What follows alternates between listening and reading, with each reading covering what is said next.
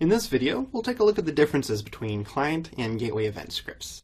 We'll start off in the designer, and under the project section, there's a scripting section, and inside of there you'll see we have client event scripts as well as gateway event scripts. We're going to start by double-clicking on client event scripts. And you can see that there are several options available to us. We'll talk about these more in depth in later videos. But all you need to know for right now is that client event scripts are scripts that trigger based off of something that happens within the client. So for example, if I wanted something to run on a timer, so I could use a timer event script. So every 5 seconds I could do something on a timer within the client. Now it's important to understand that each running instance of the client will basically have another execution of this script or this event running. So if I had 5 clients open, I would have 5 executions of this timer script, one running in each client every 5 seconds. Additionally, if I closed all of the clients, the script wouldn't run anywhere. So that actually leads us to the gateway event script. So I'm going to open up the gateway event scripts. And these are very similar in concept to the client event scripts, except that they are scripts that run on the gateway itself. So using that same scenario, if I had a 5-second timer script defined on my gateway event scripts, I would have one single execution of that running at any given time, regardless of how many clients I had open or not. As long as the gateway is up, there will be one execution of that timer script. So you can see that this concept of a simple timer just running a script at some rate yields wildly different results based on the scope. Now I'm going to bring my client event scripts back up here. Now if we compare the two, you'll notice that there are more events on the client event script side than there are on the gateway event script side. The reason for this is that some of the events on the client events side don't really make much sense on the gateway. So for example, the keystroke and the menu bar. These are both constructs of the client, so it doesn't really make much sense for them to be running in the gateway. So that's why there's a difference between the number of available events within each scope. Now another big difference is how print statements are handled. So let's say in my client event scripts, I'll type print hello.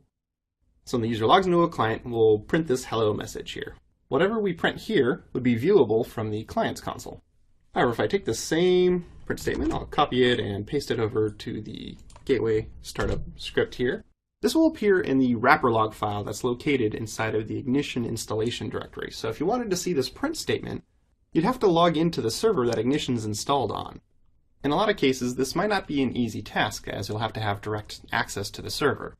Instead, we recommend you use one of our system functions, specifically system.util.getLogger.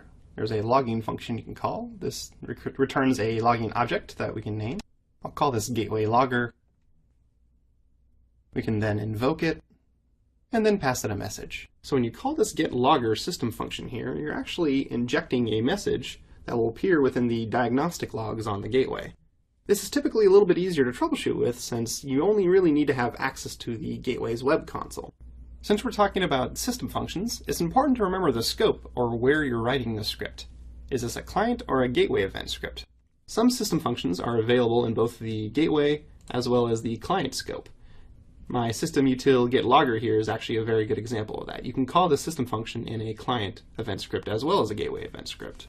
However, if you take a look at the system GUI or GUI functions, confirm, for example, shows a little confirmation message box the user can click on. This makes sense at the client scope, but not so much at the gateway scope. So you can't call the GUI functions in the gateway scope. If you try, they'll throw an exception. Because of this, it's important you pay attention to the scope that the system functions you're using run at. If you're ever curious, you can check the user manual within the scripting appendix. Not only do we list the system functions, we describe the scope that they run in. Now the last thing I want to cover before we end the video here is I want to take a look back at my designer here, and I want to point out that these gateway event scripts, even though it says gateway here, this is in fact a resource of the project. So for example, if I were to export this project, a copy of any gateway event scripts could potentially be in that export. Additionally, if I wanted to view gateway scripts in other projects on the same gateway, I would have to open those projects up in the designer. I can't view them from here. Lastly, if I duplicate this project, the duplicate will also have the exact same gateway event script. So I could have 2 scripts running simultaneously on the same triggers, doing the same work. This could potentially cause a number of problems.